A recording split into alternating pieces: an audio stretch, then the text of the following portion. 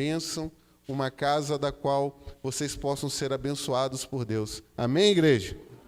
Amém.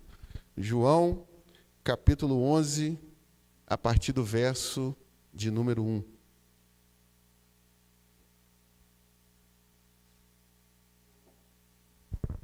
João 11, verso 1. Todos acharam? Amém, irmãos? Diz assim a palavra do Senhor. Um homem chamado Lázaro estava doente. Ele era de Betânia, da aldeia de Maria e de sua irmã Marta. Esta Maria, cujo irmão Lázaro estava doente, era a mesma que ungiu o Senhor com perfume e lhe enxugou os pés com seus cabelos. Por isso, as irmãs de Lázaro mandaram dizer a Jesus: aquele que o Senhor ama está doente. Ao receber a notícia, Jesus disse: essa doença não é para a morte, mas para a glória de Deus, a fim de que o Filho de Deus seja glorificado por meio dela.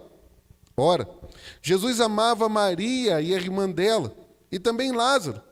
Quando soube que Lázaro estava doente, ainda se demorou 2 dias no lugar onde estava. Quantos dias, irmãos?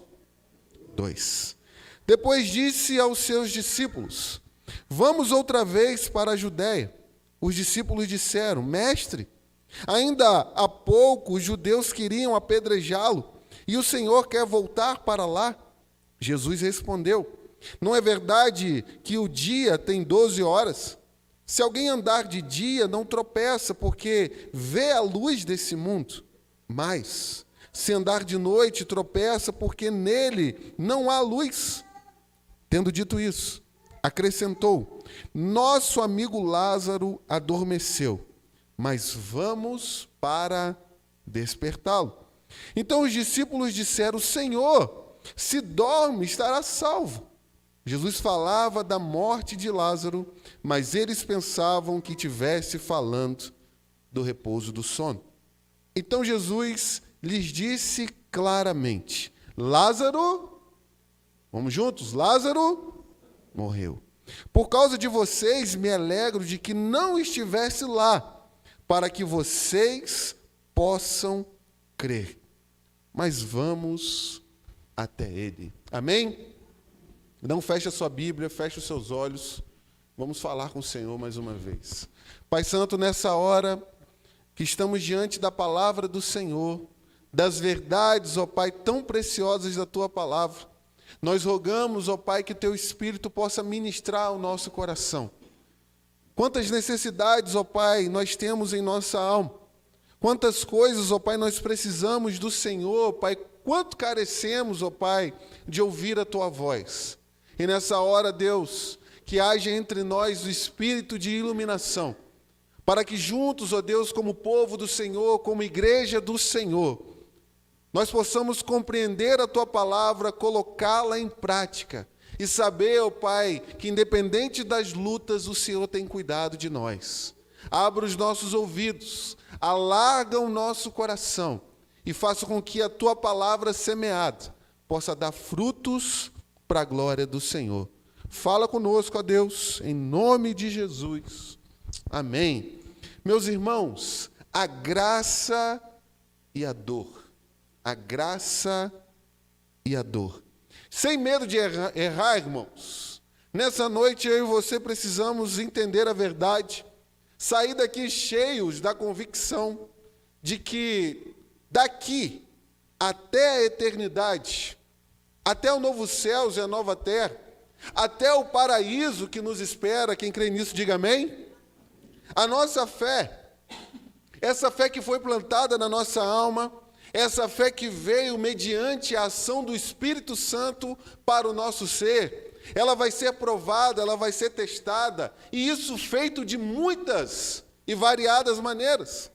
O apóstolo Pedro, na sua primeira carta, no capítulo 1, versos 6 e 7, diz assim para nós: nisso vocês exultam, embora no presente, por breve tempo, se necessário, sejam contristados por várias provações, para que, uma vez confirmada o valor da fé que vocês têm, muito mais preciosa do que o ouro perecível, mesmo apurado pelo fogo, resulte em louvor, glória e honra. Porque a nossa fé, essa fé que eu e você professamos, sustentamos e clamamos a Deus todos os dias, para que ela seja aumentada, por muitas vezes ela será provada. E pare para pensar, irmão, nessa noite comigo, nessa noite preciosa, que provavelmente a minha fé, a sua fé, que ouve esse sermão nessa noite, vai enfrentar o desafio das adversidades e das tempestades que vêm sobre as nossas vidas. De repente, estamos vivendo bem, não há problema na nossa casa, não há dificuldade no nosso trabalho, a nossa igreja vai bem, tudo vai bem, mas sopra um vento diferente. Vem uma tempestade sem avisar, algo estranho, algo inesperado em nossas vidas. E a nossa fé, a minha fé e a sua fé, ela começa a ser provada. Mas sabe, irmãos, muitas das vezes, a minha fé, a sua fé, ela vai enfrentar os desafios desse mundo sedutor. Ai daquele que pensa, irmãos, que depois que entregou a vida para Jesus, que depois que decidiu viver para Cristo, para a glória do Senhor, nunca mais será tentado ou tentado pelas atrações que esse mundo tem para nos oferecer, pelas ciladas e as seduções que Satanás apresenta para nós todos os dias. E se eu e você levamos essa fé na nossa alma, eu e você seremos tentados, e às vezes tentados no limite tal, que a nossa fé ela será provada.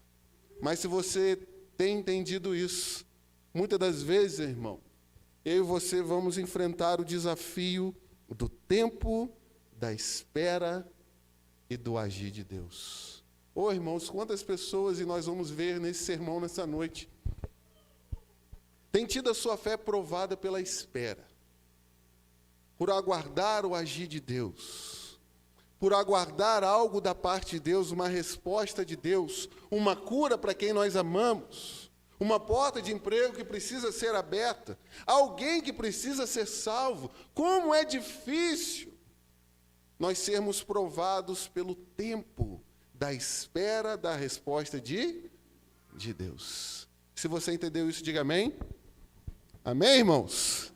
Esse texto que está diante dos nossos olhos nessa noite, esse milagre tão conhecido de todos nós, da qual você já deve ter visto e ouvido várias reflexões, vai mostrar para mim e para você uma família amada pelo Senhor, uma família preciosa para o Senhor Jesus, mas que mesmo sendo amada, mesmo sendo preciosa, mesmo sendo tão próxima de Jesus, precisou esperar o desafio da espera, da demora, da dor. O desafio da dor. Então, com a sua Bíblia aberta, por favor, considere comigo as lições que esse texto tem para ministrar nos nossos corações nessa noite. Primeiro ponto da nossa reflexão, meus irmãos, que eu quero colocar diante dos olhos de vocês nessa noite. Como eu e você podemos conciliar o amor de Deus por nós e os sofrimentos e as dores que nós enfrentamos? Vou repetir, irmãos. Como eu e você podemos conciliar o amor de Deus por nós e os sofrimentos e as dores que nós enfrentamos nesse mundo? Olha o verso 1 na sua Bíblia, por favor, o que ele diz para nós. E o texto começa assim: um homem chamado Lázaro estava o que, irmãos? Doente. Ele era de Betânia, da aldeia de Maria e de sua irmã Marta. Verso de número 3. Por isso, as irmãs de Lázaro mandaram dizer a Jesus: aquele que o Senhor ama está doente. Se você parou para perceber, se alguma vez você já fez estudo do Evangelho de João. Jesus está fechando as portas do seu ministério para a multidão. A partir do capítulo 12, Jesus começa a focar não na multidão, mas nos seus discípulos. A estar com os apóstolos, a caminhar com os apóstolos, a ensinar aos apóstolos. E até esse período, até esse capítulo, Jesus já tinha feito muitas coisas diante da multidão. Eu e você observamos juntos que esse mesmo Jesus havia transformado água em vinho. E como se não bastasse ter o milagre da alegria, como nós pensamos juntos aqui, Jesus, através da sua palavra, cura o filho do oficial à distância, irmãos. E como se não bastasse um milagre tão espetacular, Jesus chega no tanque de Betesda, onde havia um homem que sofria durante quantos anos? 38 anos. Restaura aquele homem, cura aquele homem e dá uma nova expectativa de vida para aquele homem. E diante dessas verdades tão preciosas, em meio a uma grande multidão que precisava ser alimentada, Jesus, mediante a oferta e a entrega de um menino, de quantos pães, meus irmãos? 5 pães de quê? 5 pães de quê? Cevada. E 2 peixinhos, Jesus multiplica e alimenta mais de 5.000 pessoas. Depois disso, ele anda sobre as águas. E agora Jesus está diante de uma multidão que vai ver o maior dos seus milagres. Mas mesmo Jesus fazendo tantas coisas, tantas realidades surpreendentes, agora Jesus tem um amigo querido, uma família querida, que precisa da sua ajuda e do seu auxílio. E diante dessa verdade, irmãos, a primeira lição que eu quero aprender com você aqui nesse primeiro ponto, grave isso no seu coração. O amor de Deus por nós não é regado a mimos, mas ao aperfeiçoamento. O amor que Deus tem pela minha vida, pela sua vida, ele não é regado todos os dias aos mimos que eu e você queremos. Mas o amor de Deus pela minha vida e pela sua vida, ele é regado através do aperfeiçoamento. Olha o verso de número 4 aí, por favor. Ao receber a notícia, Jesus saiu correndo em disparado. Ao receber a notícia, Jesus procurou os meios possíveis daquela época para chegar na casa de Lázaro. É isso que o texto está dizendo, irmãos? Mas ao receber a notícia, Jesus disse: essa doença não é para a morte, mas para a glória de Deus, a fim de que o Filho de Deus seja glorificado por meio dela. Se você percebeu comigo, eu quero que você note comigo, que Jesus deixa claro de que nada que nos acontece na vida, nada que nos acontece na caminhada, nada que nos acontece na trajetória da vida cristã nos acontece por acaso. Se você entregou sua vida para Jesus, se você tem um compromisso com Jesus, se você anda com Jesus, se você anda debaixo da vontade e em obediência a Jesus, nada daquilo que acontece nas nossas vidas, meus irmãos, é por acaso, mas tudo acontece com o propósito da glória de Deus. Entretanto, quantas vezes e de forma inevitável, quando a dor chega nas nossas vidas, nós vamos sim, irmãos, fazer questionamentos. Se eu sou fiel a Deus, se eu sou uma pessoa que anda com Deus, por que nada dá certo para mim? Se eu sou uma pessoa que sou fiel a Deus, se eu sou uma pessoa que caminha com Deus, por que essa doença chegou logo na minha casa? Se eu sou uma pessoa que sou fiel a Deus, ando com Deus, sirvo a Deus, por que eu preciso passar por essa decepção na minha vida? Se eu sou uma pessoa que sirvo a Deus, caminho com Deus, e a palavra de Deus diz para mim que Ele me ama, por que então eu tenho que enfrentar a perda, a dor da perda? Mas o que é certo, meus irmãos, e a resposta para tudo isso, é que o grande propósito da graça de Deus nas nossas vidas em meio à dor é nos fazer semelhantes a Jesus. É nos fazer parecidos com Jesus. É transformar eu e você à imagem do Filho de Deus. Um texto que é por demais conhecido de todos nós e que eu e você gostamos de citar e citar por demais. É Romanos capítulo 8, verso de número 28. E esse texto diz para nós: sabemos que todas as coisas cooperam para o bem daqueles que amam a Deus. E a grande pergunta que surge para nós quando olhamos para esse texto: o que são todas as coisas? Será que são todas as coisas boas?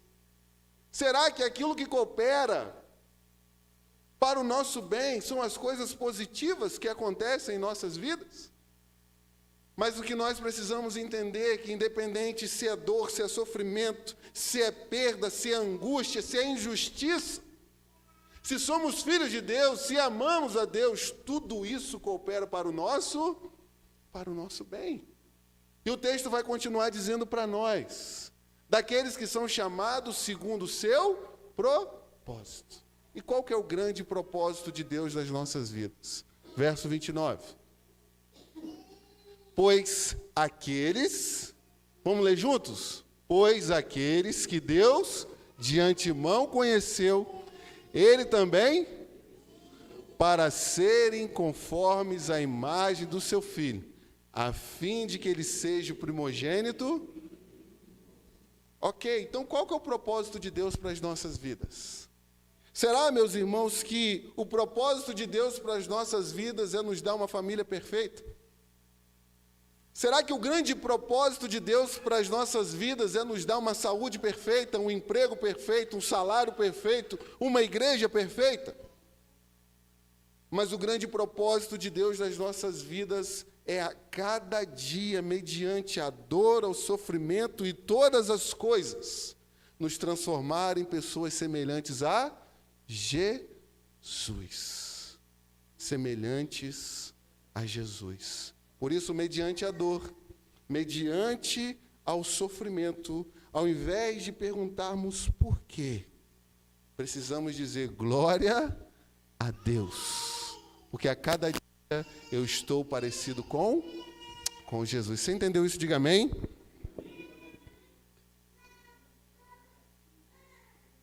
Mas, meus irmãos, a grande realidade que precisa ficar gravada no nosso coração, na nossa alma nessa noite, é que para aperfeiçoar eu e você mediante a dor, para aperfeiçoar as nossas vidas mediante as dificuldades que enfrentamos, muitas das vezes Deus vai precisar tocar no nosso orgulho. Às vezes não entendemos, porque passamos por algumas realidades. Mas é Deus tão somente tirando o orgulho do nosso coração. Levando eu e você a humildade. Levando eu e você a dependência de Deus. Levando eu e você a entender, ou a entendermos que não somos autossuficientes. Que não somos aqueles que controlam a nossa vida. Que não somos aqueles que podem viver da maneira que quer, quando quer e onde que quer.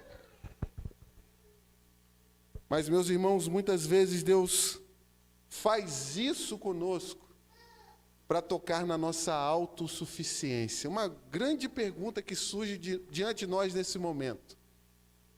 Quando passamos por lutas, dores e dificuldades, a tendência é fugir de Deus ou se aproximar de Deus? Fugir de Deus ou se aproximar de Deus? Porque muitas das vezes Deus envia a dor, envia o sofrimento como um sinal de alerta para todos nós, nos dizendo assim: você precisa se voltar para mim, você precisa aprender a priorizar o meu reino, você precisa aprender a entender que eu sou o primeiro lugar na sua vida. Buscai primeiro o reino de Deus e a sua justiça, e as demais coisas vos serão acrescentadas. Mas, meus irmãos, Hebreus capítulo 12, verso de número 8 vai dizer assim para nós: mas se estão sem essa correção, da qual todos se tornaram participantes, então vocês são bastardos e não filhos. Perceberam isso, irmãos?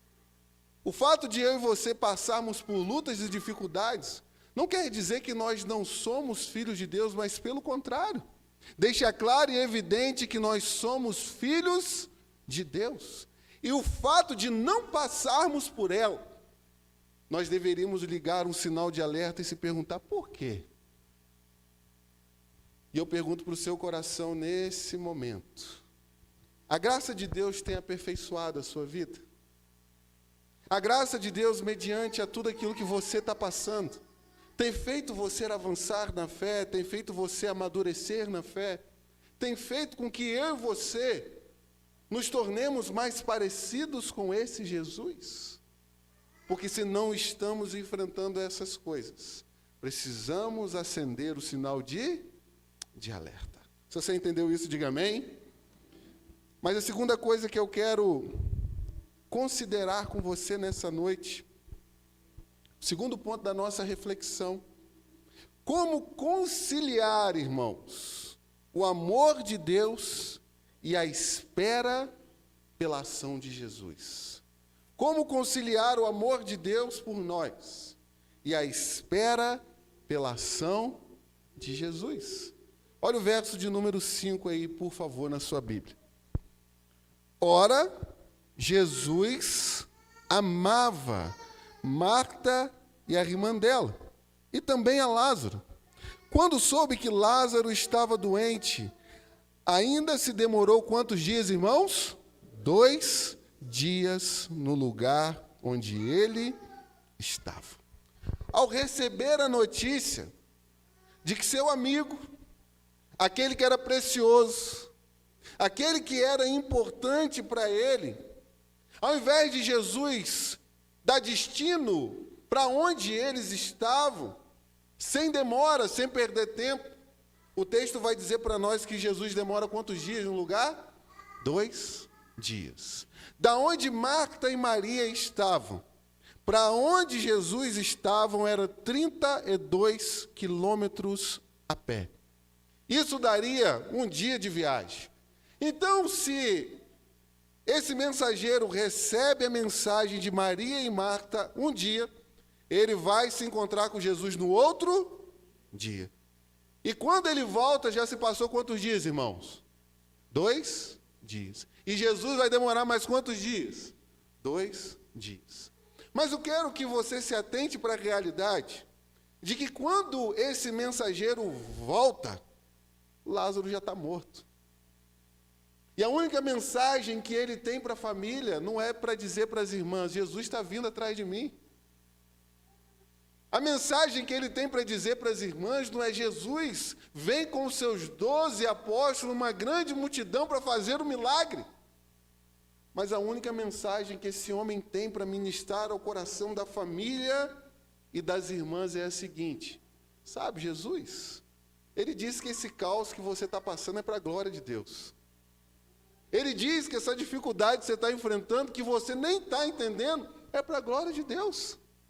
Ele está dizendo que esse problema que está matando você, fazendo você chorar, fazendo você sofrer, fazendo você querer desistir de tudo, é para a glória de Deus. Esse homem não tinha nada para oferecer, senão tão somente de que aquilo era para a glória de Deus. E a primeira lição que eu aprendo com você aqui, meu irmão, é que a demora de Jesus em agir em nossas vidas, ela sempre é esse nome de Jesus. Você não pegou nada do sermão até agora, entenda isso. A demora de Jesus a agir em nossas vidas sempre será pedagógica. Porque o verso 14, ele diz assim para nós: então Jesus lhes disse claramente, disse a quem? Aos apóstolos: Lázaro morreu. Por causa de vocês me alegro de que não estive lá, ou não estivesse lá, para que vocês possam crer.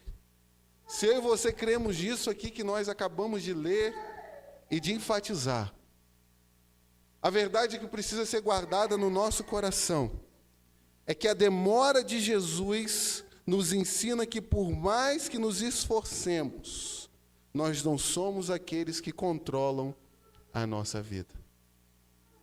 Porque ao enviar a mensagem, irmãos, para Jesus, qual era a expectativa dessas duas irmãs? Jesus voltar correndo.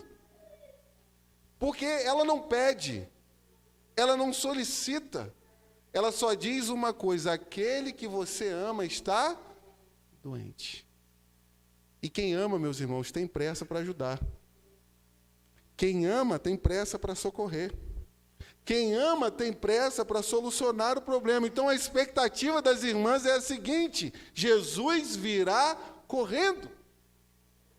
Mas a lição que fica clara para nós é o seguinte: nós não controlamos as nossas vidas. Você pode se esforçar, você pode ser ansioso o que for para manter todas as coisas sob controle. Algo vai escapar das suas mãos.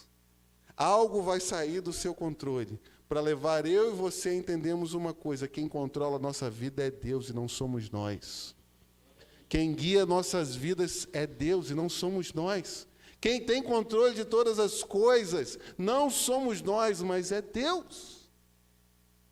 Mas é Deus. Jesus, em Mateus capítulo 6, ele vai dizer para aquela multidão que ouvia aquele sermão do monte precioso: quem de vocês pode, ansioso que for, acrescentar um côvado à sua vida?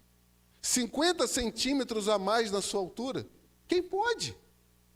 E quantas das vezes eu e você morremos e passamos a noite em ansiedades, querendo controlar todas as coisas, quando deveríamos lançar sobre ele todas as nossas ansiedades.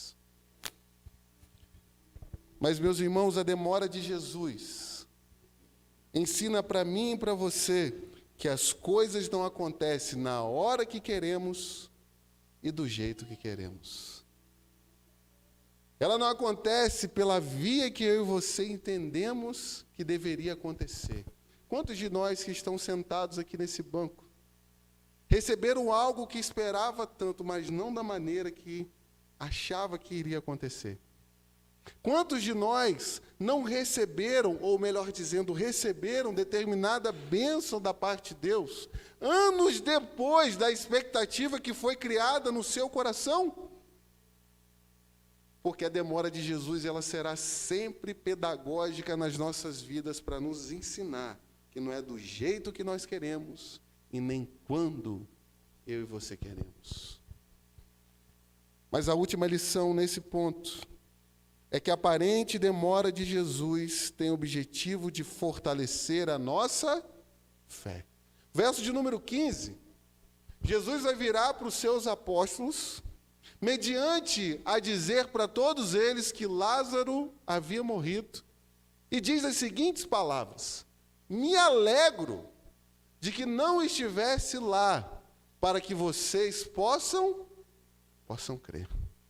O que Jesus está mostrando para todos eles e para nós nessa noite é que demora de Deus em agir na nossa vida é para estimular a nossa fé. É para fazer com que eu e você paremos de depender de qualquer outra coisa que não seja Deus. Paremos de confiar em qualquer outra coisa que não seja Deus, sabe? Talvez o milagre que você está esperando não aconteceu porque você ainda está confiando no poder do médico e não no poder de Deus. Talvez a estruturação da sua casa, a estruturação da sua vida, a estruturação do seu casamento ainda não aconteceu porque você está confiando na sua sabedoria e não no poder de quem? De Deus. Porque às vezes Jesus demora, e às vezes demora muito, para que eu e você entendamos que a gente precisa aprender a depender dele. A depender dele. Quando Deus chamou Abraão, ele fez uma promessa especial para aquele homem. Um homem já idoso, morava numa terra estranha, adorador de deuses estranhos. E Deus diz para ele: sai da sua terra, da sua parentela, que eu farei você pai de muitas nações. Tempo passa, irmãos. 5 anos, 10 anos, 15 anos, 20 anos. E Abraão toma uma decisão. Deus fez a promessa, mas eu vou dar um jeitinho. Deus fez a promessa, mas eu vou tentar antecipar essa promessa ou adiantar essa promessa fazendo do meu jeito. Entrou em um contrato verbal com Sara, trazendo muitas dificuldades para a sua família. 25 anos depois que Abraão tinha desistido de todas as suas expectativas, Deus trouxe a resposta que ele tanto queria. Para ensinar para mim e para você, enquanto as nossas expectativas nas coisas ao redor não se esgotar, Deus não vai agir, irmãos. Agir. Porque eu e você precisamos aprender a confiar em Deus. Você entendeu isso? Diga amém. Mas a última coisa que eu quero considerar com você nessa noite: mediante a dor, a angústia, a graça sempre nos levará ao maior conhecimento de Deus. Nada é em vão. Nada é por acaso. Abra sua Bíblia comigo no Salmo 73.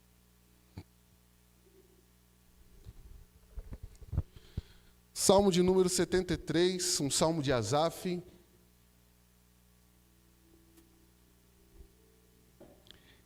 Esse texto diz para nós que, de repente, em um dia da sua vida, Asaf sai pelas ruas de Jerusalém indignado. E a grande indignação da parte do coração de Asaf é que os ímpios sempre prosperam. Tudo dá certo para eles. Se eles querem comprar um carro, eles vão comprar. Se eles querem comprar uma casa, eles vão comprar. Se eles decidem traçar um plano e objetivo na sua vida, vai dar certo. Todavia, quando ele olha para a sua própria vida, ele fica indignado e angustiado porque nada dá certo. Todo dia ele é provado, todo dia ele é tentado, todo dia ele enfrenta lutas e dificuldades. E Asaf chega ao ponto de desmerecer o cuidado de Deus sobre a sua vida. Mas, de repente, quando ele entra na casa do Senhor, e louvado seja Deus na casa do Senhor, ele começa a entender os planos de Deus e a graça de Deus para aqueles que caminham com ele. E Asaf vai dizer as seguintes palavras, a partir do verso de número 21. Vamos ficar de pé para a gente ler juntos? Ele diz assim: quando o meu coração estava cheio de amargura e o meu íntimo se comoveu, eu estava embrutecido e sem entendimento, era como um animal diante de ti. No entanto, estou sempre contigo. Tu me seguras pela mão direita. Tu me guias com o teu conselho e depois me recebe aonde, irmãos? Na glória. Que tenho eu no céu além de ti? E quem poderia eu querer na terra além de ti? Ainda que a minha carne e o meu coração desfaleçam, Deus é a fortaleza do meu e a minha herança para sempre. Os que se afastam de ti certamente perecerão. Tu destrói todos os que são infiéis para contigo. Quanto a mim, irmãos, quanto a mim. Repita comigo. Bom é estar perto de Deus. Faço do Senhor, Deus meu, refúgio para proclamar todas as suas obras. Quando aquele homem entrou na casa de Deus, ele entendeu o cuidado de Deus sobre a sua vida, mesmo diante da dor e do sofrimento. E a grande realidade que nós precisamos gravar em nosso coração é perguntar para nós mesmos, meus irmãos, mediante a dor, o sofrimento e a dificuldade que nós estamos enfrentando, será que a nossa confiança em Deus tem aumentado? Será que a nossa dependência de Deus tem aumentado? E o que você precisa entender é que isso não vai destruir você. Isso é tão somente para fortalecer a sua fé. E por fim, entenda que Deus não demora, mas Ele age no tempo dEle, na hora dEle e do jeito dEle. Amém? Vamos orar? Se você está enfrentando alguma luta, está enfrentando alguma dificuldade, se você está angustiado porque aquilo que o seu coração deseja, a bênção que talvez você quer para a sua casa, para a sua família, para o seu lar, a porta de emprego que você precisa que seja aberta, a cura que você precisa receber, se você está passando por alguma dessas dificuldades, apresente isso diante do Senhor, irmão. Diz para Ele que está doendo, diz para Ele que está machucando, diz para Ele que você precisa e necessita de uma intervenção da parte dEle. Nós não estamos aqui, igreja, tão somente para cumprir um ritual, mas nós estamos diante de um Deus que ainda faz milagres. Nós estamos passando meses meditando sobre os milagres de Jesus. Isso não é só teoria, Jesus continua fazendo milagres. Basta tão somente eu e você crermos e confiarmos que Ele tem poder para isso, que Ele tem poder para isso. Pai Santo, nós te louvamos, ó Deus. Bendizemos o teu santo nome. E queremos, ó Deus, glorificar ao Senhor pela sua demora, Deus. Queremos, ó Deus, louvar ao Senhor porque o Senhor tem demorado. Porque mediante essa demora, ó Pai, o Senhor tem nos ensinado a depender mais de Ti, ó Deus. A nos render mais ao Senhor. Nós te pedimos, ó Pai, que toda a nossa expectativa, Deus, em qualquer outra coisa que não seja o Senhor, venha se esgotar, ó Deus. Para que quando o Senhor agir, toda a glória seja dada ao Senhor, ó Deus. Todo louvor seja dado ao Senhor. Não a quem nos ajudou, não a quem abriu a porta, não ao médico que operou, mas a mão do Senhor que agiu ao nosso favor. Pai, tenha misericórdia de nós em meio às nossas dificuldades, em meio à dor. E que essa graça nos faça crescer e avançar a cada dia, Deus. Esteja sobre nós, fortalece a cada um de nós e faça com que nós andemos na confiança do Senhor, Deus. Nós, como igreja, te agradecemos, na confiança de que o Senhor tem cuidado de nós. Em nome de Jesus, amém.